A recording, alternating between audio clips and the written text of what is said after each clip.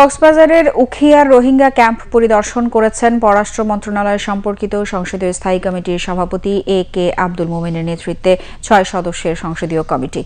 আজ সকালে ৪ নং রোহিঙ্গা ক্যাম্পে বিশ্ব খাদ্য সংস্থা WFP এর একটি ই-ভাউচার আউটলেট, ক্যাম্প ৫-এ একটি লার্নিং সেন্টার পরিদর্শন শেষে রোহিঙ্গা কমিউনিটি লিডারদের সাথে মতবিনিময় করেন তারা। পরে প্রতিনিধি দল ঘুমধুম ট্রানজিট ক্যাম্প পরিদর্শন করেন।